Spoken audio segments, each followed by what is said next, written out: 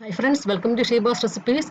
ഇന്ന് നമുക്ക് വളരെ എളുപ്പത്തിൽ രുചികരമായ രീതിയിൽ മുളക് തൈര് കാച്ചിയതും കൂർക്ക മെഴുക്ക് പുരട്ടിയും ചീര അവിയലും ഒക്കെ ആയിട്ട് നല്ലൊരു ഉച്ചയൂണ് തയ്യാറാക്കുന്നത് എങ്ങനെയാണെന്ന് നോക്കാം. അപ്പോൾ ആദ്യമേ നമുക്ക് അവിയലിനുള്ള അരപ്പൊന്ന് റെഡിയാക്കാം. അപ്പോൾ ഞാൻ മിക്സിയുടെ ജാറിലോട്ട് അരക്കപ്പ് തേങ്ങ ഇട്ട് കൊടുത്തിട്ടുണ്ട്. ഞാൻ ചെറിയൊരളവ് ചിരവിലാണ് ഉണ്ടാക്കുന്നത്.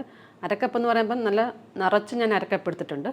ഇതിലോട്ട് 2 ചുമന്നുള്ളി ഇട്ട് കൊടുക്കുക. അത്യാവശ്യം വലിപ്പമുള്ള 2 ഇത്, 2 പച്ചമുളക്, 1/2 ടീസ്പൂൺ ജീരകപ്പൊടി. ചെറിയ ജീരകം, നല്ല ജീരകമൊക്കെ അല്ലേ അത്. അപ്പോൾ ഇത് ചതച്ചെടുക്കുന്നതുകൊണ്ട് പൊടി ചേർക്കുന്നതായിരിക്കും ഒന്നുകൂടെ നല്ലത്. ജീരകമാണെങ്കിൽ പെട്ടെന്ന് ചതഞ്ഞ് കിട്ടത്തില്ല. ഇനി ഇല്ലയെന്നുണ്ടെങ്കിൽ കുഴപ്പമില്ല, ജീരകം ചേർക്കുക.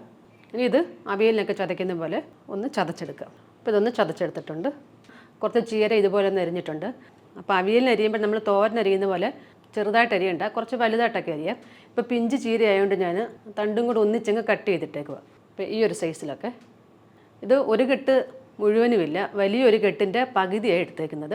അപ്പോൾ ഇതിലോട്ട് ചേർക്കാൻ വേണ്ടി ഞാൻ കുറച്ച് ചേന എടുത്തിട്ടുണ്ട്. അപ്പോൾ ചക്കക്കുരു ഉണ്ടെങ്കിൽ നിങ്ങൾക്ക് ചക്കക്കുരു എടുക്കാം.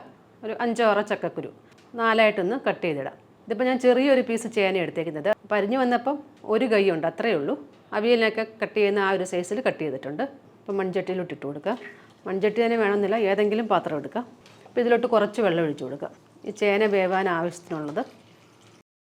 ഒരു 1/4 ടീസ്പൂൺ മഞ്ഞൾപ്പൊടി ഇട്ട് കൊടുക്കുക. 1/2 ടീസ്പൂൺ മുളക് പൊടി, ശകലം ഉപ്പ്. ഒന്ന് ഇളക്കിയിട്ട് അടച്ച് വെച്ച് വേവിക്കാം. അപ്പോൾ മീഡിയം ഫ്ലെയിമിനെക്കാട്ടി കുറച്ച് വെക്കാം. ഇപ്പോൾ ചീരവിയലിന് ഞങ്ങൾ പടവലങ്ങയും ചേർക്കാറുണ്ട്. അതുകൊണ്ടെങ്കിൽ കുറച്ചെടുത്താൽ മതി. ഒരു 1/2 കപ്പൊക്കെ അരിഞ്ഞ് വരുമ്പോൾ 1/2 കപ്പൊക്കെ ചെറിയൊരു പീസ് നീളത്തിലരിഞ്ഞ് അതും നമുക്ക് ചേർക്കാം. ഇപ്പോൾ ചേന ഒരു 1/4 ഭാഗമൊക്കെ വെന്തിട്ടുണ്ട്. ഇനി ഇതിലോട്ട് പുളിക്ക് വേണ്ടിയുള്ള പച്ചമാങ്ങ ചേർത്ത് കൊടുക്കാം.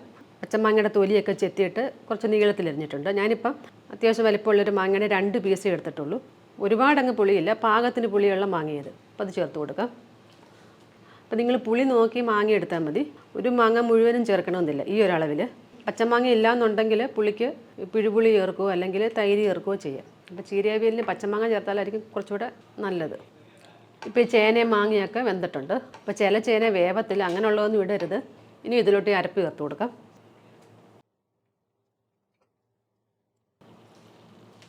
ഇതുപോലെ ഒന്ന് മിക്സ് ചെയ്യാം.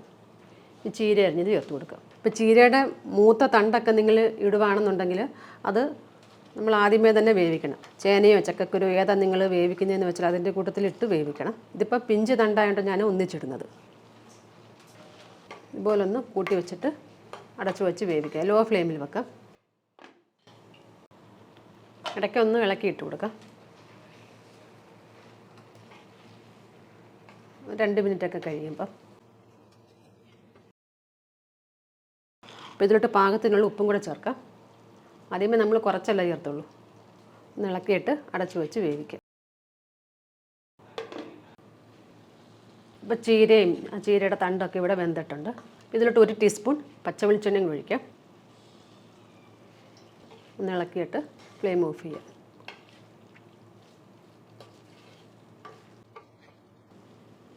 ഇനി നമുക്ക് ഈ കൂർക്കയൊന്ന് മെഴുക്ക് വരട്ടാം. ഇതിപ്പോൾ ഞാൻ ഈ ഒരു സൈസിൽ കട്ട് ചെയ്തിട്ടുണ്ട്, കുറച്ച് നീളത്തിൽ. 300 ഗ്രാം കൂർക്കയുണ്ട്. ഒരു പാനിലോട്ട് ഇട്ട് കൊടുക്കാം. ഒരു കൂർക്ക 3ആയിട്ട് കട്ട് ചെയ്തിട്ട് പിന്നെ ഇങ്ങനെ നീളത്തിൽ കട്ട് ചെയ്തതാണ്. ഈ കൂർക്ക ഞാൻ അരിഞ്ഞ് വെള്ളത്തിലാണ് ഇട്ടത്, അല്ലെങ്കിൽ പെട്ടെന്ന് കറക്കും. എന്നിട്ട് വെള്ളത്തിൽ നിന്ന് കഴുകി വരിങ്ങി എടുത്താൽ മതി നമ്മൾ ഉണ്ടാക്കാൻ നേരത്ത്. ഇതിലോട്ട് 1/2 ടീസ്പൂൺ മഞ്ഞൾപ്പൊടി ഇട്ട് കൊടുക്കുക. ഞാൻ വീട്ടിൽ എപ്പോഴും ചെയ്യുന്ന സിമ്പിളായിട്ടുള്ള മെഴുക്ക് പുരട്ടിയത്. 3 പച്ചമുളക് 2ആയിട്ട് കീറിയിട്ടുണ്ട്. ആവശ്യത്തിനുള്ള ഉപ്പ്. ഇനി ഇതിലോട്ട് കുറച്ച് വെളിച്ചെണ്ണയോ എണ്ണയോ ഏതെങ്കിലും ഒഴിച്ച് കൊടുക്കുക. ഈ മെഴുക്ക് പുരട്ടിക്ക് ആവശ്യത്തിനുള്ളത് നല്ലതായിട്ടൊന്ന് ഇളക്കി കൊടുക്കുക. നമ്മൾ വെള്ളത്തിൽ നിന്ന് കഴുകി വാരി എടുത്തതല്ലേ ഉള്ളൂ. അപ്പോൾ ആ കൂർക്കയിൽ കുറച്ച് വെള്ളമയമുണ്ട്. പിന്നെ നമ്മൾ അടച്ച് വെക്കുമ്പോൾ ഉള്ള ആവി വെള്ളം കൂടെ മതി ഇത് വേവാൻ. പ്രത്യേകിച്ച് വെള്ളം ഒഴിക്കണ്ട. നല്ലതായിട്ട് മിക്സ് ചെയ്തിട്ട് ഒന്ന് കൂട്ടി വെച്ച് കൊടുക്കുക. അതുപോലെ ഒരുപാട് കനത്തിലരിയരുത്, എന്നാൽ തീരെ അങ്ങ് കനം കുറയ്ക്കുകയും ചെയ്യരുത്. ഇനി ഇത് ലോ ഫ്ലെയിമിൽ അടച്ചു വെക്കാം. ഈ കൂർക്കയ്ക്ക് ഒരുപാട് വേവില്ല, പെട്ടെന്ന് വേവും. ഇടയ്ക്കൊന്ന് ഇളക്കി ഇട്ട് കൊടുക്കണം.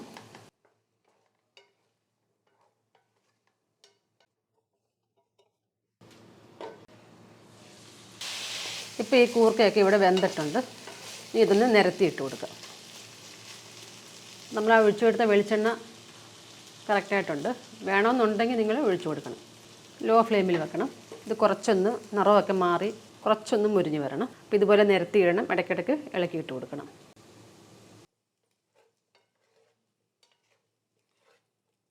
കുറച്ചൊരു ഗോൾഡൻ കളറാകണം അല്ലേ, ഒരു സൈഡൊക്കെ കുറച്ചായി വരുന്നുണ്ട്. ഇപ്പോൾ കണ്ടില്ല, ഇതിൻ്റെ നിറമൊക്കെ കുറച്ച് മാറിയിട്ടുണ്ട്, ചെറിയൊരു ഗോൾഡൻ കളറായിട്ടുണ്ട്.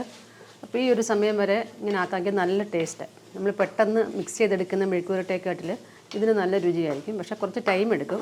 ആദ്യമേ ഇത് അടുപ്പത്തിടാമെങ്കിൽ പെട്ടെന്നാകും. അപ്പോൾ ഇതാവുന്ന സമയത്തിന് വേറെ ജോലിയൊക്കെ ചെയ്താൽ മതി. ആദ്യമേ മെഴുക്കുവരട്ടിക്ക് അങ്ങ് ഇട്ടാൽ മതി. അപ്പോൾ ഈ സമയത്ത് ഇതിലോട്ടൊരു 1/4 ടീസ്പൂൺ മുളക് പൊടിയും കൂടെ ചേർത്ത് കൊടുക്കാം. ഒരുപാട് വേണ്ട, നമ്മൾ പച്ചമുളക് ചേർത്തിട്ടുണ്ടല്ലോ. എന്നിട്ട് ലോ ഫ്ലെയിമിൽ തന്നെ ഒന്ന് ഇളക്കാം.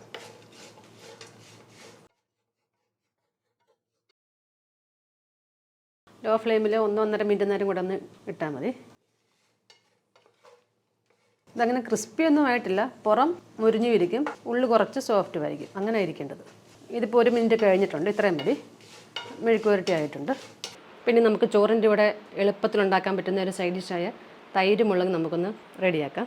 അപ്പോൾ ചട്ടിയിലോട്ട് 2 ടേബിൾ സ്പൂൺ വെളിച്ചെണ്ണ ഒഴിച്ച് കൊടുക്കാം. വെളിച്ചെണ്ണ ഒന്ന് ചൂടായിട്ട് വരുമ്പോൾ 1/4 ടീസ്പൂൺ ഉലുവ ഇട്ട് കൊടുക്കാം. 1/2 ടീസ്പൂൺ കടുക്. അപ്പോൾ ഇതൊന്ന് പൊട്ടി വരുമ്പോഴത്തേക്കിന് ഈ പച്ചമുളക് ചേർത്ത് കൊടുക്കണം. ഞാനിപ്പോൾ 12 പച്ചമുളക് എടുത്തിട്ടുണ്ട്. ഈ പച്ചമുളക് നടുവിലൊന്ന് കട്ട് ചെയ്യണം. ഇതുപോലെ കട്ട് ചെയ്താൽ മതി, രണ്ടായിട്ട് അങ്ങനെ മുറിച്ചെടുക്കണ്ട. പച്ചമുളക് ഇട്ട് കൊടുക്കുക. ഫ്ലെയിം ഒന്ന് കുറച്ച് വെക്കണം. ഈ സമയത്ത് കുറച്ച് കറിവേപ്പിലയും കൂടെ ഇടാം. പച്ചമുളക് ഒന്ന് വാടി വരട്ടെ. അപ്പോൾ പച്ചമുളക് കുറച്ചൊന്നായിട്ടുണ്ട്. ഇതിലോട്ട് 1/4 ടീസ്പൂൺ മഞ്ഞൾപ്പൊടി ഇട്ട് കൊടുക്കാം. 1/2 ടീസ്പൂൺ കായപ്പൊടി. അപ്പോൾ കായപ്പൊടി 1/2 ടീസ്പൂൺ തന്നെ ചേർത്ത് കൊടുക്കണം. ഒന്ന് ഇളക്കി കൊടുക്കാം. അതുപോലെ 1/2 ടീസ്പൂൺ ചതച്ച മുളകും കൂടെ ഞാൻ ചേർക്കുന്നുണ്ട്. കുറച്ച് ഉപ്പ്. ലോ ഫ്ലെയിമിൽ ഒന്നും കൂടെ ഒന്ന് ഇളക്കി കൊടുക്കാം. ഈ പച്ചമുളക് കുറച്ചും കൂടെ ഒന്ന് വഴന്ന് വരണം. ഇത്രയും മതി. പച്ചമുളകൊക്കെ നല്ലതായിട്ട് വഴന്ന് വന്നിട്ടുണ്ട്. ഇതുപോലെ ഇരിക്കണം. ഇനി നമുക്ക് ഫ്ലെയിം ഓഫ് ചെയ്യാം. ഓഫ് ചെയ്തിട്ട് ഒന്നും കൂടെ ഒന്ന് ഇളക്കാം. ഇനി ഇതിലോട്ട് ഈ തൈര് ചേർത്ത് കൊടുക്കണം. അത് 1 കപ്പ് തൈര്, 250 ml ഉണ്ട് ഇത്. അപ്പോൾ ഇത് ഒഴിച്ച് കൊടുക്കാം. ഒന്ന് ഇളക്കി കൊടുക്കാം. അപ്പോൾ ഇതിലോട്ട് പോരാത്ത ഉപ്പും കൂടി ഇട്ട് കൊടുക്കാം. അപ്പോൾ ഈ തൈര് എടുക്കുമ്പോൾ പാകത്തിന് പുളിയുള്ള തൈര് എടുക്കാവൂ. ഒട്ടും പുളിയില്ലാത്തതും അതുപോലെ ഓവറായിട്ട് പുളിക്കുന്നതും എടുക്കരുത്. നല്ല ആട്ടം ഇളക്കാം. അപ്പോൾ നമ്മളിപ്പോൾ അടുപ്പ് ഓഫ് ചെയ്തിട്ടാണല്ലോ, അപ്പം ആ ചട്ടിയിലുള്ള ചൂട് മതി, ചെറുതായിട്ടൊന്ന് ചൂടാകും, അത്രയും മതി. ഇനി ഫ്ലെയിം ഒന്നും ഓൺ ചെയ്യണ്ട. ഇപ്പം നമ്മളിത് കഴിക്കുന്നതിന് കുറച്ച് നേരം മുമ്പേ ഉണ്ടാക്കി വെക്കുവാണെങ്കിൽ ഇതിൻ്റെ ഫ്ലേവറൊക്കെ നല്ലതായിട്ട് ഇറങ്ങും. അപ്പം നല്ലൊരു ടേസ്റ്റ് ആയിരിക്കും. പെട്ടെന്ന് തന്നെ നമുക്ക് റെഡിയാക്കാൻ പറ്റും. ഇത്രയേ ഉള്ളൂ. ചീര അവിയൽ വെച്ച് കൊടുക്കാം. തൈര് മുളക് കറി, മെഴുക്ക് പുരട്ടി, പപ്പടം കൂടെ വെക്കുന്നുണ്ട്. അപ്പം നമുക്ക് സിമ്പിളായിട്ടും അതുപോലെ നല്ല ടേസ്റ്റായിട്ടും ഉണ്ടാക്കാൻ പറ്റിയൊരു ഉച്ചയൂണത്. അപ്പോൾ എല്ലാവരും ഉറപ്പായിട്ട് വന്ന് ട്രൈ ചെയ്ത് നോക്കണം. വീഡിയോ ഇഷ്ടമായെങ്കിൽ ലൈക്ക് ചെയ്യാനും ഷെയർ ചെയ്യാനൊന്നും മറക്കരുത്. പിന്നെ നിങ്ങളുടെ കമൻസും ഒക്കെ അറിയിക്കണേ. താങ്ക്